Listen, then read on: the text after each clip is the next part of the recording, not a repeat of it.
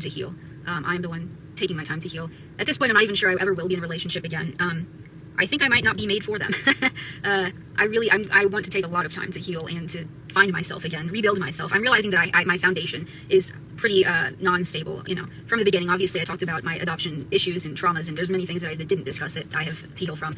So I'm kind of uprooting myself. I am tearing apart the foundation. I am really having to face some hard truths about myself. I am not a perfect person. I have a lot to work on. There was a lot of things I should not have brought into a relationship. So I am learning and growing, but I have no intention in getting in a relationship anytime soon. It's not for me. I want to grow as a person. That is my goal in life, is to grow. So grow I will. And in the meantime, I'm going to do my best to pull the curtain back on reality TV and the effect it has on people and their mental health. So get ready for the podcast. The first episode is, I'm very excited to announce me. A lot of people requested me. It's a small one. It's a short, condensed version. It's not going to be the full hour because I will not be giving a lot away. I'll just be giving a very condensed version because I will be telling my truth throughout everyone else's episodes. So whenever they talk about their truth, I'll be adding a little bit of mine. So I will constantly be talking about my story and the seasons that I did. But yeah, so the first one is just going to be very brief me. I don't even really talk about Dempsey. It's more about the experience of being on a reality TV show and how that happened and, what came from it and et cetera, et cetera. You can go on my Instagram page and find the podcast link there. It's just the Instagram page for now. The Patreon is live. However, we are still working out some kinks with that. There's a mosquito in here. Get out of here, fool. Get out of here. No, get out of here. Well, before she continues, listen, it's good to hear that she's looking to actually build herself before actually finding a relationship, because one of her biggest issues was trying to fill in that void that she was missing from her family life, and that void was trying to get someone to love her, basically. But hey, let's keep listening. It's a very interesting one, to be fair, if I do so say myself, so let me not speak too soon, but let's get into it. Get out of here, bro. There. I don't want to get bit today. So yeah, we still are working out some kinks on that. The podcast itself is not released, but if you hop on over to the Instagram or the TikTok accounts, you will be the first to know when it does go live. No, I will not be at the 90-day tell-all. In fact, next week's episode is our last episode. That will be it for us. You will never hear from us again. For those of you that have been desperate to never hear from us again, you're getting your wish. Last week is the very last week we will be on. Dempsey might be on it again, apparently. She might be on it with this new girl. So there's, she's always wanting to do 90-day fiancé. I did not want, hey, Aurora, how are you doing? Aurora just had surgery. We're all hoping, praying, whatever you do for her recovery, speedy recovery. I don't remember what I was saying. I do have ADHD. I've completely lost track of whatever I was saying. It's completely gone. I apologize. Yes, whatever that was. I was on to something. I don't remember what it was. Yes, right. We will not be on the tell-all. They've already filmed the tell-all. However, I encourage you guys to watch the tell-all because my friends are on that tell-all, man. I went to New York City and I supported them. Those guys are my friends. The other cast members are my friends. We have all been through hell. I cannot wait to have them on the podcast once their NDA expires to drop the tea. So excited to hear from their stories. But yeah, much to come. And I'm hoping that from this experience that it's not a negative thing. As much as it's been pretty brutal, I want to come away with this affecting the reality TV community in a positive way. So this is what this podcast is about. So please give it a follow if you can. We're working hard to get it out there. Hello everyone, hi. So let me get this straight. She wants to create a podcast where she can basically give a voice to cast members who want to speak about their experience on the show, whether that be the good or bad. It's funny that because somebody else had the same similar idea, but none of the cast members, from my understanding, really wanted to support this guy. Obviously you might know him. Obviously goes by the name of Riley. I remember obviously he did an interview with myself and he spoke about the fact that he was trying to create a movement where cast members would be able to get some form of union because cast members are obviously taken advantage of. And it's crazy because since that interview has happened, things have changed. Now, I don't know. I'm not going to say they've changed necessarily because of him, because I don't know as factually. But let's just say that before, the contract that you had, that contract would last you, several like it wouldn't just end after your season was over. The contract would still be alive for quite a while, which would obviously stop people from obviously being able to speak their truth straight after the season is over. And that's something that I remember he spoke about heavily. And from my understanding, the contract that TLC now provides to 90-day cast members is completely different. Now again, I cannot confirm that this was motivated by the interview that he did with Riley per se, or anything that Riley did in his own time, but yeah, all I'm saying is that it's quite interesting. It's quite interesting because Statler's kind of making it sound as if this was her idea from the get-go when it never was. But anyway, we continue. Why am I not at the tell-all? I wasn't invited to the tell-all. I begged 90 Day to release a statement on that. I'm actually dying to know what they're going to say. Like, I wonder if they're going to have, like, a little text box that says Statler was not here for medical reasons or something. I'm dying to know, like, if they're probably not going to say anything, but I'm curious to know. Surely they'll have something. But yeah, please support my friends. They're fantastic. Their stories have been fantastic. James and Tata's wedding last week was fantastic. They're fantastic folks. I'm not gonna lie to you. I don't think anybody really cares to support any of your friends of the current season, because the 2 current seasons that are airing right now, both of them are freaking terrible. Like, none of us actually give a damn. Like, not for the first time, but usually, like, in a season, there's always, like, maybe at least one couple or at least one person that people are like, you know what, these people aren't too bad. We haven't had that feeling this season, so yeah. But now we know why they're friends with you. The unlikable being friends with the unlikable. There we go, boom, bam. So yeah. Why was I not invited to tell all? Because I talk shit about the show very publicly, very brutally, and I do that with passion, and because not a lot of people will do it. And when they do it, it's after their NDA has expired, and nobody really gives a shit. You know, the show isn't on them; they're not on the show for the season, so nobody gives a shit what you have to say once you're not on it. So I felt very called. I was asked by other cast members, not just from this show, but from other reality shows, to talk about it while it was still airing. The plan was to talk about it at the tell-all. The plan, honestly, was to have a walkout at the tell-all, but I think they caught wind of that because it was kind of being discussed, and I think somebody found out about that, and unfortunately, that's, I think, part of the reason why I was not invited, because I was staging a walkout. But yeah. I don't think that they're going to try to sue me. If they want to try to sue me, I saw I saw what the fans can do for Michael, and I can only hope that the fans would do the same thing for me with a GoFundMe. But we're not at that point yet. At this point in the game, when I do have the podcast, I do not speak the name of the show. For legal purposes, I am not putting out the name of the show. You guys will know obviously what show it is, but I will not be saying anything about. I will not be like, I was on 90 Day Fiancé. I'll be like, I was on a reality show. Getting a lawyer for the money I owed, etc. I have talked to Dempsey's ex. They had bought a house together. I don't know if you guys remember in the first season, she talks about how she used to live in a house, or she might have actually talked about that on her Instagram story. I'm not sure, but so she did have a house with another girl. The other girl, I think, went to court to try to get the money back that Dempsey owed her, and she ignored her. That is part of their culture or whatever. They don't really buy into the whole police court stuff. So I'm not the first one, and I wish I had. I wish that the ex had said something or reached out to me. She had no idea any of this was going on, but I have reached out to the new girl and said my piece. But at the end of the day, my best friend said, you cannot save someone from whatever lesson they're supposed to learn. That is true. And honestly, it doesn't seem like this girl is great, because she was flirting with Dempsey when we were still together. And I guess they were flirting back and forth. This is just something a follower has told me, that they were flirting back and forth on their Instagram accounts publicly. So that just goes to show a lot. I remained faithful the entire relationship. That's wild to me, and that's something I've only just found out. I'm not sure if it's true or not. It is a reliable fan that has told me things before that ended up being true, so I'm not sure, but that was kind of a, whew, like adding cream on the corn. Like, it's like, whew, can it get any worse? So, you guys, the biggest lesson I've learned from all of this is to trust your intuition. My intuition was screaming, and my intuition was in the form of anxiety. Somebody on TikTok the other day said that anxiety is a physical form of your intuition begging you to listen and to pay attention to stuff. So if you have anxiety, take a minute and be like, is my intuition actually trying to tell me something? Or am I like fearful and freaking out? In my case, I don't have the anxiety that I had every day that I lived with her. Do you know what I mean? I had massive panic attacks leading up to in the first couple of weeks of being in the van. I don't have those anymore. I have anxiety for sure, and I have panic attacks every now and then, but they are very few and far between. My anxiety went from a 10 to a 3. So listen, trust your gut, trust your intuition. Of course, you'll have to learn that on your own, but that's the biggest lesson that I've had to learn. Holy cow, that's a tough one. Financially, it was very expensive. Sometimes my lessons can be financially expensive, but I'm a Capricorn, and Daddy Saturn is quite adamant in how I learn my lessons. So yeah. The comment, stop blaming her. Does anyone want to speak on that? Dempsey isn't to blame. This is interesting. How is Dempsey not to blame? I'm curious. Please tell us why Dempsey is not to blame. She owes me almost $20,000. She has not returned my things. How in this is she not to blame? We're sitting and wondering. We're curious. To be honest with you, I'd say this. I don't know why the person is saying that, but regardless of obviously what's happened with Dempsey, there's still that point where you have to now take accountability for the fact that you allowed yourself to stay in this position with this woman for such a long time. Even though you're telling us that basically your anxiety was planned for a reason because of your intuition and all that kind of stuff. So the question is, why did you ignore?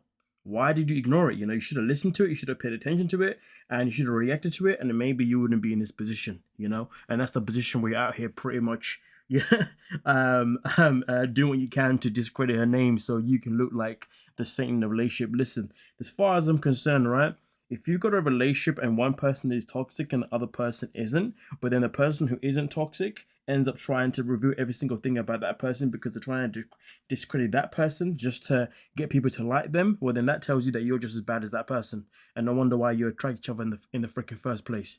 Toxic will always toxic matches toxic sometimes, you know. Somebody that is not toxic would have just said, you know what, okay, this woman obviously took my money from me, she used me, she abused me, all that kind of stuff. But you know what? I'm just happy that I finally got away, and I'm going to do what I can to make sure that this never happens to me again. And then that's it, you keep it moving. Meanwhile, you're going publicly mad with it.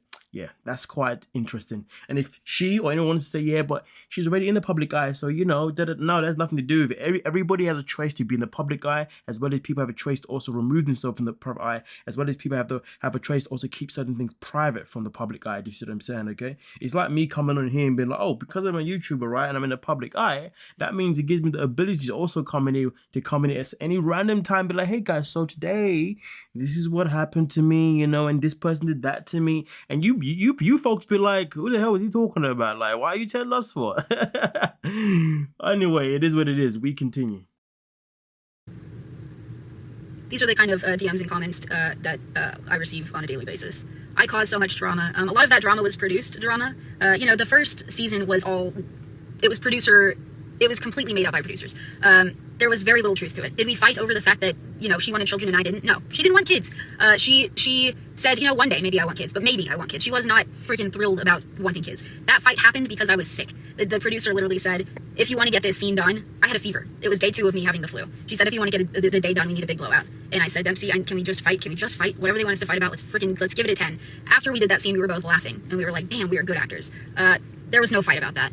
There's also the storyline about me wanting to move in with her and I was desperate to move in with her. That was false. That is false. That is false. That is false. I can scream it from the roofs. I can provide receipts and people will still not believe me. I was going to move in with my friend M. I was going to move to Manchester. I already had a place lined up. I already had a room lined up. I had the rent laid out. I was going to move to live with her, and that was going to be a 6-month thing, and then I was going to actually travel around Europe by myself, backpacking. I was going to see Dempsey on weekends. However, the show said, we're filming every day for like 4 weeks. We cannot only film you on weekends going back and forth. So you're going to have to live with her. And so I was like, I don't know if we're there yet. Like, we're just meeting for the first time. It was pushed. It was like, well, I guess you might not be able to do the show. We're going to have to film you doing this.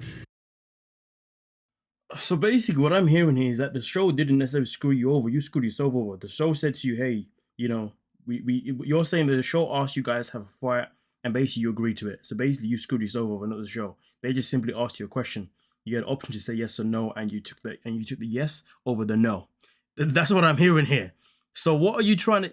Here's the thing. When this podcast comes out, this Terror podcast, what the hell was she even going to say? There's nothing that she's going to say that's going to be like jaw-dropping. We're going to be like, no, what? I can't believe that. Because for the most part, she's already told us everything anyway. I mean, this live itself in particular is pretty much a podcast because she's telling us everything right here, right now about what's gone down. And she's telling us obviously about her experiences. So by the time it comes to the podcast being open, what the hell are we watching it for? You're giving us all the tea right here, right? Come on, make this make sense. But either way, though, it seems to me as if you're having a tough time taking accountability that you decided to agree to lie, And she talks about she was going to move to Manchester, but then she was going to backpack. That's a bit interesting because now I'm sure she's going to say that this wasn't true because this was on a show. But she did say on the show that, doing this whole kind of backpacking thing wasn't really her thing because she needs to kind of be organized. And that's why doing the whole car ride thing was always going to be challenging for her because, she likes to be organized in a certain way, just kind of not having a home to stay in and all that kind of stuff wasn't really going to work and all that kind of stuff and how working was going to be a challenge. So I don't know. I'm catching a massive contradiction here, but whatever. So that storyline happened pretty early into filming. That's not a true thing, though. Like, I had no plan. The other one, I think season 2, it's like, Dempsey actually says, which I was shocked, when she said it. She said it, of course, in her alone interview, so I'm not even there, which is the only reason she straight up lied. She said that, like, Statler was desperate to buy the van and to travel Europe as quickly as possible. I have receipts. I was not at all ready to jump into this. The only reason we jumped into this as quickly as we could is because the show wanted to film us. And, Dempsey thought that we would lose the agreement to film with them if we didn't do it as quickly as possible. My lease was up, but I was still like, well, I'm gonna move to Manchester and live with my freaking friend, as had been agreed on. We were excited about it. We were like talking about the recipes we were gonna make and stuff. Like, she's a cook, I like to cook, like it was a whole thing. I'm getting sidetracked. But I was not super excited to just boom move into a van as quickly as possible. None of this, I didn't this has all been so skewed. And I take responsibility, man. But you have to understand that you are manipulated in reality TV. You have no idea how manipulated you are going to be. Duncan, I'm actually just going to block you because you're not contributing anything to this conversation. So I'm sorry, but you're never going to see anything that I have to say ever again. You can subscribe to my podcast. If you are Team Dempsey, you're an idiot. If you are Team Dempsey, you are Team apparently cheating. You are Team stealing. F you. And anyone who supports not me can get the fuck out of here. This is my freaking page. I'm not for it. I don't want your energy around me. I don't want your energy even around my social media. I've been putting evil eyes on all of my stories and blowing up the evil eyes so you can't see them, but they're still there. You see what I mean? All she cares about is people being Tim freaking Statler. Doesn't give a damn about anything else, man. This woman is such a phony. Wow, such a freaking phony. What did she say a second ago? She said something and then she stopped talking because that's what she does, isn't it? Unfortunately, because of ADHD. Anyway, let's continue with this interesting madness. I'm protecting my goddamn energy. It's so nice to have this much support. Last year, I was being brutalized, and that was a tough thing because I was being brutalized for this character I portrayed, and none of it was true. I do talk about this in the podcast about how I'm not a very overly sexual person. That was one of the things that I had to act out for the show. They needed it to be, sex sells. So they had me being fucking gross, and... Oh yeah, that's it. She talks about how the show manipulates you. Now listen, I'm not going to contest that, but you still have an option to walk away if you feel like they're taking you out of character. Because based on everything that she's saying, she's basically saying that she was aware of every single thing that was going on. Like, she's basically saying that she never did anything under manipulation. She did everything because of the pressures of the fact that Dempsey wanted to rush certain things and the pressures that she felt like she just needed to, get over things. It seems to me as if she was very aware, but she just acted on pressure, not necessarily manipulation. So, yeah, now you had options to bounce. No wonder why Corona said that Statler was a puppet, and talking about how, maybe the X-Men were different because the show never tried to really manipulate them per se, or they tried to maybe instigate a few things, but Corona wasn't having none of that. She said that she was going to be herself regardless, so I guess this is why Corona called her a puppet. Meanwhile, Statler called other people puppets. Anyway, I'll talk. You'll see more about that on the podcast. But I was gonna say something, and it was actually good, but I've lost it. Sorry, I don't remember. Anyone have any questions or anything? I'm recovering financially. It's pretty tough. I've been living on and off at my parents' house or crashing on people's couches. I have been doing house sitting. I actually did house sitting before when we were living in the van because it kind of gave us space, and I desperately needed space. So even in England, I think you've seen a video from yesterday. I'm chasing a dog around. I was pet sitting. So I've done a lot of pet sitting, thank goodness for house sitters. It's allowed me to stay and pet sit, dog sit, cat sit in people's homes. And that's given me a place to stay for free. Not for free, you have to buy a subscription, but still, no, you don't get paid for house sitting. You just get to stay in a place for free. And, I've stayed in hotels sometimes. Hotels are unfortunately very expensive. I'm doing my best. It sucks to be where I'm at 34, 35. I have to keep reminding myself that some of the most successful people don't get successful until their late 30s or their 40s. And I'm just I'm only focused now on success. I'm not focused on the relationships. I'm not focused on finding love. I have found love in myself. So luckily, it's a lot of growth in a short period of time. And, I have all of this chaos to thank for that. I have grown a lot. There's been, a lot of tough lessons that I've been learning. The podcast is called The Tell All. And it's, I'm actually a kind of funny person, believe it or not. I was a class clown growing up in all of school. And so, this is kind of a play. In a nutshell, people laughed at you, not with you. Just putting it out there. On the fact that I was not invited to the Tell All, so I'm making my own Tell All. So yes, it's called the Tell All Podcast, or the Tell All Pod, and you can find the link to the Instagram on my page. Was being on the show worth the money? It seems like a lot of the cast members still struggle financially after being on the show. Being on the show, it's not a full-time gig. You will not make enough money to survive. I have always had my real job. When I was filming the first season, fun fact, I was filming 10 to 12 hours a day, and then I worked at night 10 hours. I got between 0 and 2 hours of sleep every night. It was tough. That was for a month. I got between 0 and 2 hours of sleep. It was this balance of keeping both the producer and film crew happy, as well as my boss happy. It was really freaking brutal. And then 2 months later, I'm filming it again. However, this time I said, 10 to 12 hours a day of filming. So season 2, I told my boss, I said, hey, I need to take 3 weeks off and then I will make up the time. And I made up the time. So I was working every single day to make up that time. I was working every single day. I was working on weekends, to make up those 3 weeks that I took off for filming. So it was months that I was still working. And I remember Dempsey just getting so annoyed and frustrated, rightfully so, that I never really had any time to do anything. But, I did that so that we could film this show, which she desperately wanted to do. I had never worked that much in my life. Now I know that I can. It was a lot. Was it worth the pay? No, it was definitely not. Was it worth the growth? Yes.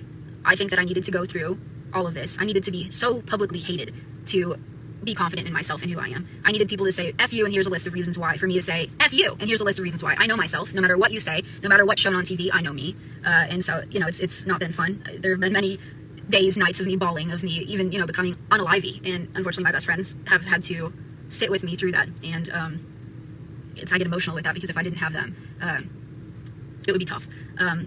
Community friendships are so important. They can literally increase your life by years. And so I'm so grateful for the good people in my life. I really am. I would not be where I am today. But reality TV, all this stuff, it takes a lot out of you. I'm getting all this support now, but last year I want you guys to know the same amount of people that are in here now giving me love and support. I had hate. I was one of the most hated characters on that season of Before the 90 Days. Oh my gosh, cry me a river. How many times are you going to tell us that you was hated last year? Yeah, I was hated so much, but I still came for another season. But guys, I only came back because Dempsey really wanted me to come back. Next year, you're going to be saying that Dempsey manipulated to come back on the season 2. TLC manipulated you. All of a sudden, it's going to be that Dempsey manipulated you. Like, just take ownership to the fact that you decided to do these things and stop whining about what happened in the past. Like, yo, nobody cares. Like, anyway, crybaby, let's get into it. Where am I here? Okay.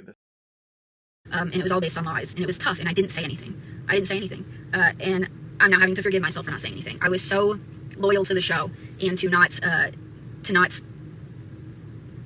ruining their reputation by instead ruining mine. Eventually, I realized they don't actually give a fuck about us as cast members, and so F them actually. And so now my goal is to give reality TV folks, a place where the platform where they can speak their truth and get their mental health restored, because at the end of the day, us people are more important than these big multi-billion-dollar shows, That's the important stuff. This is the Learning Channel, or it used to be the Learning Channel. I think now it's HBO. I don't know what the fuck this show is on.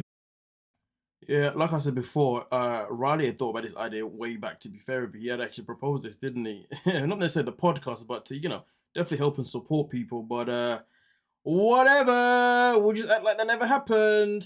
Because, and I'm only saying this because Statler got upset when 90 Day decided to bring in like the whole 90 day tell all no limits thing, the whole 90 Day house thing. And she was screaming about how it was her idea and they took it off her, and she had the whole dispute with Armando.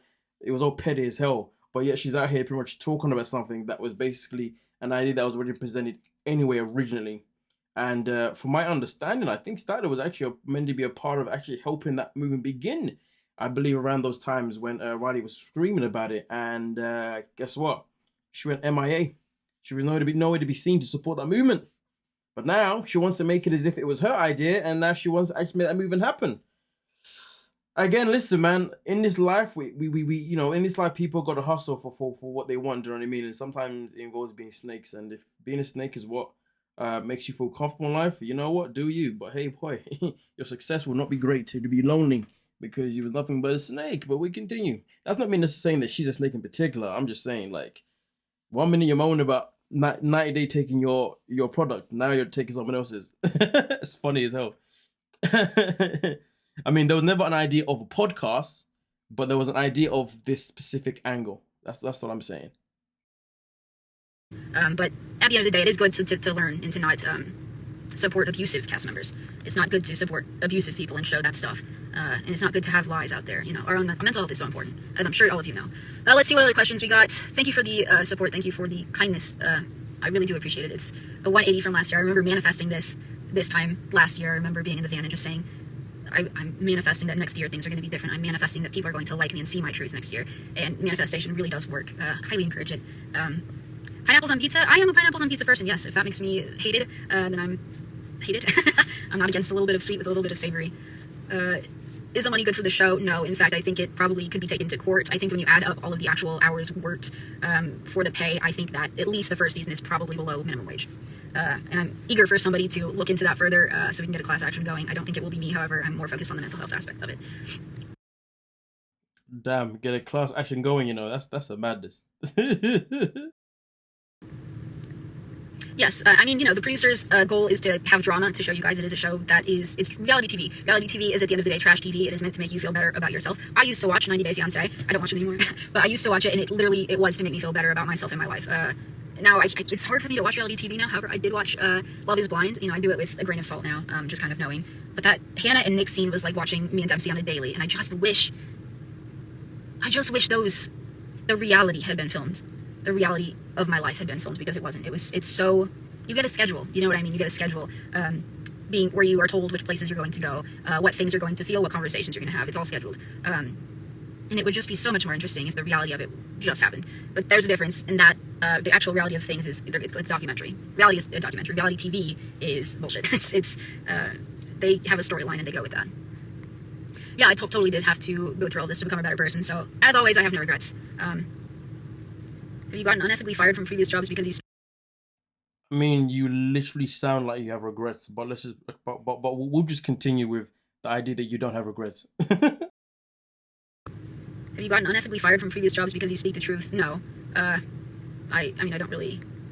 Or because you try to defend your medical diagnosis? No, I haven't been fired from any job. I have very good work ethic. That is one thing that people always comment on. Very hard worker. Very loyal to the whatever job. I'm very just. That is, one thing about me. I remember I used to work at a frozen yogurt place, and they had video cameras up, and at the end of my time with them, I had the general manager come up, and he said, we used to watch you guys on the video cameras. You were the only employee who never took anything. You never even took a single topping.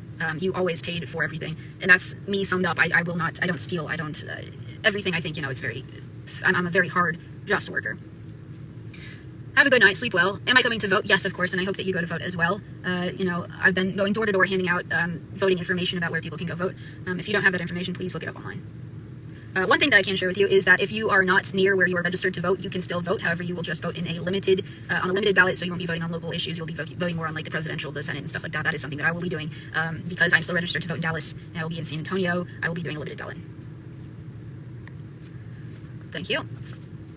Yeah, and the thing is, I don't even believe in our current government. I believe in an autocracy, but I'm still doing this because I know how important it is. Oh, congratulations, Diana, on becoming a citizen. That's fantastic. That's a big deal. I hope you get a good photo outside the electoral place. No, I'm not going to open an OnlyFans. It's not really my thing. I will, however, if you are willing to pay a high amount, I, have feet that would love to be photographed. It does nothing for me. I mean, starting at, let's say $500. What I can offer is that I do have a permanently broken pinky toe. So that's a little bit different than everyone else. And that's why the starting price is $500. I say that knowing that nobody is going to obviously buy that. Thank you. Appreciate that.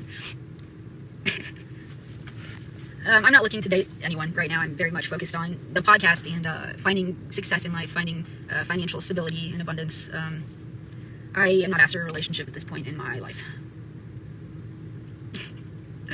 I would low-key love to do stand-up. My friends have said this before, but I just feel like I'm not that actually funny. I feel like What's up, Sarah? Jesus. Who the hell said that? What the hell? What? Stand-up? You're nuts. Sarah's my friend from childhood. The first person I've ever got on a stage with. I got completely stage fright, stopped. We were set to sing S Club, and I froze up and couldn't even find a single word to sing. So we also ended up dancing to Survivor.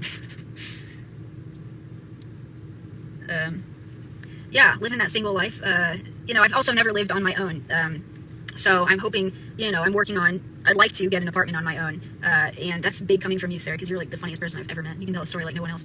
But yeah, I'm working on, hopefully getting an apartment of my own. We'll see what happens. I've had my job for 7 years. I've been at my job for coming up on 7 years. Yeah. Are some things on the show natural? I mean, like, obviously we're not memorizing lines, so the words we're saying are pretty natural, but the conversations are produced, the places are produced, oftentimes the people we speak to are produced. That whole scene where Dempsey's dad pretended to hate me, that was all an act. I mean, probably now he does hate me. But in that scene, there was no hatred between us. He was like, cool. All right. He didn't really care that much.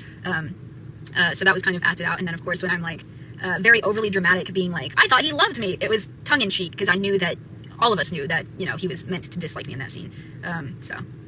Oh no, the live is shorting out. I'm sorry to hear that. Is anyone else having issues with it? Yeah. Yeah, exactly. Joel Nick? Exactly.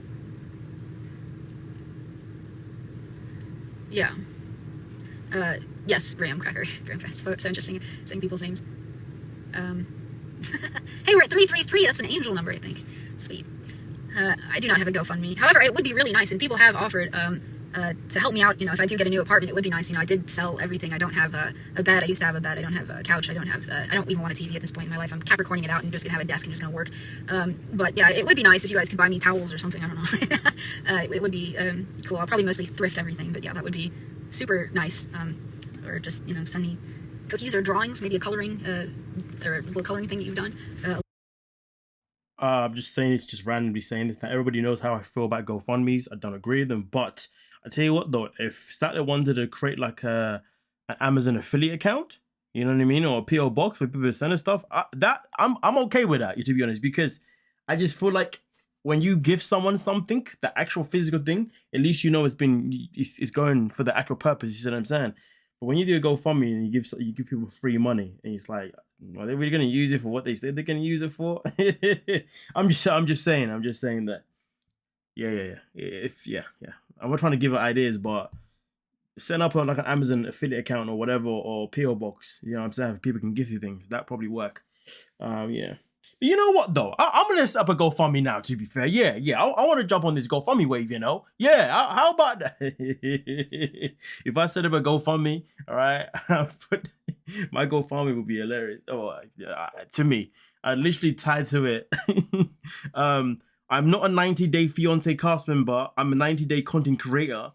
That would be the title. If it's probably too long, so I have to shorten it. Then the description would be, since people go on 90-day fiance and then they feel the need to be entitled enough to create a 90-day a GoFundMe because they now have followers, I've decided as a 90-day content creator, I should also be eligible to create a GoFundMe just for the purpose of having a GoFundMe, so you guys can fund me if it's just for the sake of doing it.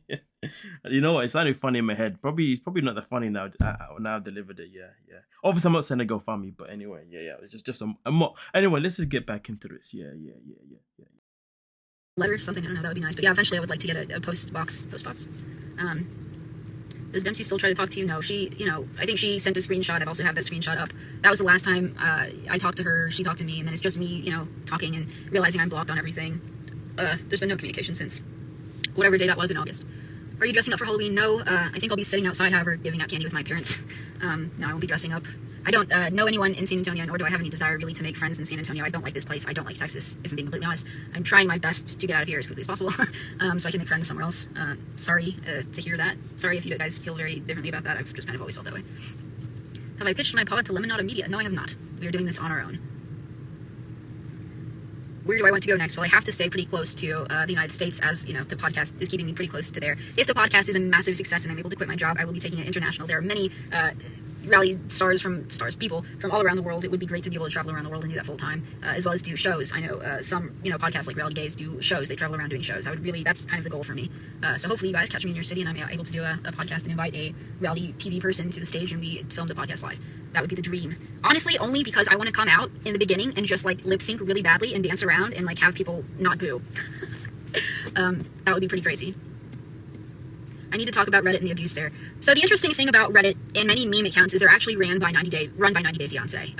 As you know, anyone can be a moderator on Reddit. And me and other cast members have come to find out from somebody in the, I don't want to say this because I actually don't want to get this person in trouble because they're actually good. Somebody in 90 Day who works behind the scenes. They moderate, so they will direct the conversation how they want to direct it. They will even start threads based on how they want characters to be seen. I don't say cast members, I say characters because we are often characters that are produced by them. And then there are 90 Day meme accounts who are real people, but they are funded by 90 Day Fiance. So they will whisper, hey, we want you to really like this person in this thing. And again, there are also podcasts. This is something that, I called Reality Gaze out on. I was like, I know why you guys are talking SHIT about me because I've seen your little goodie bag from 90 Day Fiance. I don't know why you're getting that error message, Sarah. I don't know. I'll have to see that screenshot later. But yeah, so there are a lot of, it's everywhere. 90 Day has a lot of money that they don't give to cast members that they are giving instead to direct the conversation. And they do this, I don't know if you guys have noticed, but, Shekinah and Sarber were heavily, they try to really pump them up this season, and that's because you're going to be seeing them in many future seasons. I believe we'll be on 90 Day Fiancé next, and I think they've already filmed, like, Last Resort or Happily Ever After or something. They're basically on the Jasmine and Gino train. These people that you see over and over again are good puppets, as I like to say. But yes. Are there any members of production that you'll miss? Absolutely. God, I legitimately really love some of them. From makeup artists to video people to audio folks to the production assistants to even producers. You spend 12 hours a day with these folks, and at the end of the day, they're just doing their job. Do you know what I mean? Even the producers. It is highly produced, but they're just doing what they have been asked to do. They're just trying to make money for their families. At the end of the day, I don't have anything against the producers. I have shit against reality TV in general and how much is not regulated. I have shit against Matt Sharp, who runs the whole thing and aligns his pocketbooks while not paying cast members fairly. I don't have anything against the producers, maybe one producer, maybe a couple of producers to be fair, just based on what other cast members have told me. But yes, you do form bonds with these folks, and you grow to like them and care about them, and they grow to like and care about you. I have received a message from somebody who worked with me in casting, and not casting, while we were shooting, who reached out to me and said that they had to step away from filming a scene that we did because they cried after seeing how I was treated, and that she also was watching the show and she saw that scene wasn't put in, and she said that must feel so unfair to you. And there are many scenes that are not included. So I don't seem to like attention. I'm going to just get your energy out of here. Thank you. Oh my God, Ren is here. Should I not have said that? Freak out, panic. Hello. Hi. Calm down, relax. Okay. Whew, talk like normal. Sorry. Okay, everything's fine. So yes, I was talking about something else, but I've completely lost my train of thought. Apologies. Words, actions, things, places, people, events, etc. Okay, I don't remember what I was discussing. Now I feel like hi. Hello, hi. Oh wait, I listen to your music. I'm a massive fan. That's so cool. When I saw that you were followed me today, I'm sweating. You're fabulous. Thank you. Massive. Wow. Yes. Hello. Get it together. Okay. Yes, please. If y'all have never heard her music, give it a listen. Words. Yes. Thank you. Okay. Whew. Completely lost it. Now I want to run for some reason. I was completely normal actually before you came in here. Apologies. My throat is dry. Okay. Yes. Okay. I don't know what to discuss now. I've completely lost my train of thought. I can't even form words. Oh yes. So some seasons do not. Some scenes don't air. Oh yes, Reddit, yeah, even after putting the receipts out on Reddit, they're very driven in the direction that they want people to be seen. So even though the receipts were put out there, I think anyone who attempts to put out those receipts on Reddit, the mods will delete it because it is not going with the direction of how they want it to go. And that's just going again to say that the 90 Day folks do moderate the Reddit accounts. So if you've ever seen or tried to put out like a video, sometimes people put out on Reddit, they'll like snap a picture of Gino and Jasmine on a location, and they will be like, oh, Gino and Jasmine spotted filming here, and they'll put it on Reddit.